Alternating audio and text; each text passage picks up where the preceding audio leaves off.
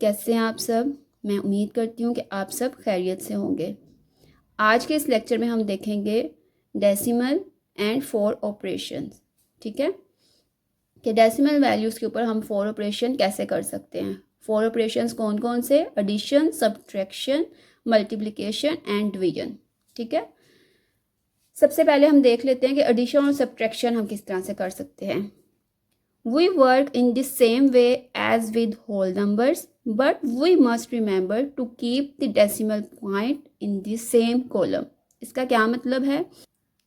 आपने क्या करना है, कॉलम्स का ध्यान रखना है, ठीक है, और पॉइंट के नीचे पॉइंट लिखना है।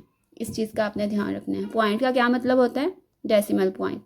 अब ये देखें, आपके पास दो वैल्यूज़ गिवन है, इसको सॉल्व करके देख लेते हैं। 5 में जब आप 2 ऐड करोगे तो क्या आ जाएगा? 7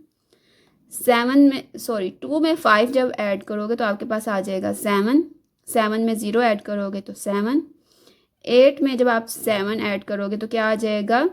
15, 5 आप नीचे लिखोगे और 1 नेक्स्ट कैरी ले जाओगे। ठीक है, 8 में आप जब 5 ऐड करोगे तो 13 और जो 1 कैरी हुआ था 14 बन जाएगा, 1 कैरी। 9 और 4 आपका क्या हो जाएगा? 13 और 1 जब इसमें ऐड होगा तो ये क्या बन जाएगा? 14। इसी तरह अब एक सब्ट्रैक्शन की देख लेते हैं एग्जांपल। इसमें भी आपने वैल्यूज़ बहुत ध्यान से लिखनी है, कॉलम्स का ध्यान रखना है। 9 में से 5 को माइनस करोगे तो क्या आ जाएगा? 4। 0 में से 9 माइनस नहीं हो सकता तो यहाँ से आप एक कैरी ले लोगे, ये बन जाएगा 10। 10 में से 9 को माइनस करोगे तो आ जाएगा 1। पीछे क्या रह गया? 4। यहाँ से कैरी लोगे, ये बन जाएगा 14। 14 में से जब आप 9 माइनस करोगे तो क्या आ जाएगा? 5। ठीक है, यहाँ पे अब क्या रह गया आपके पास? 1। यहाँ से एक कैरी करोगे 11। 11 में से 8 माइनस करोगे तो क्या आ जाएगा? 3। ठीक है, यहाँ पीछे अब क्या रह गया आपके पास? 7। 7 में से 6 माइनस करोगे तो क्या आ जाएगा? 1। ठीक है, ये हमने अब देख लिया कि हम एडिशन और सब्ट्रैक्शन कैसे कर सकते हैं अगर आपके पास डेसिमल नंबर्स गिवन है तो। अब हमने देखना है कि हम मल्टीप्लिकेशन एंड डिवीजन किस तरह से कर सकते हैं अगर हमारे पास जो वैल्यूज़ गिवन हैं वो क्या हैं? डेसिमल पॉइंट के साथ गिवन है। To multiply with decimals we write our columns neatly and align the decimal point. ठीक है, हमने क्या करना है कि जो वैल्यूज़ लिखनी है उसमें पॉइंट का जो है वो हमने अच्छे से उसे अलाइन कर लेना है।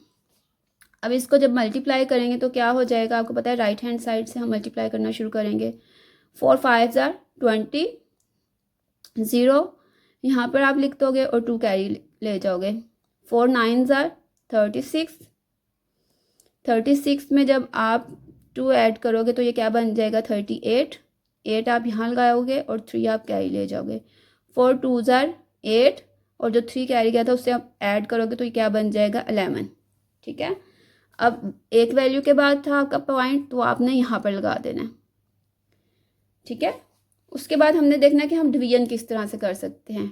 To divide a decimal number by a whole number we first divide the two numbers ignoring the decimal point and then place the decimal point in the quotient in the same position as in the dividend। ठीक है, हमें पता है कि ये अंदर वाली value को हम क्या कहते हैं? डिविडेंड। बाहर वाली वैल्यू को हम क्या कहते हैं? डिवाइज़र। ठीक है, और क्वोशंट हम किसे कहते हैं? ये ऊपर जो हमारे पास जिस पे हम डिवाइड कर रहे होंगे। अब ये देखें 7, ये हमारे पास दो वैल्यूज़ गिवन है। ठीक है, इसको हम डिवाइड करेंगे जब 7 4 are 28। 32 में से जब आप 28 को माइनस करोगे वो किस तरह से करेंगे? 2 में से 8 हम नहीं कर सकते, यहाँ से कैरी ले लोगे, ये 12 बन जाएगा। 12 में से 8 जब आपने माइनस किया तो आपके पास क्या आ जाएगा? 4। ठीक है, तो आपने 5 को नीचे ले जाना है, ये आपके पास अब बन जाएगा 45। 7 6 are 42। ठीक है, 45 में से 42 माइनस करोगे जब आप तो क्या बचेगा ये देख लेते हैं। 5 में से 2 माइनस करेंगे तो 3।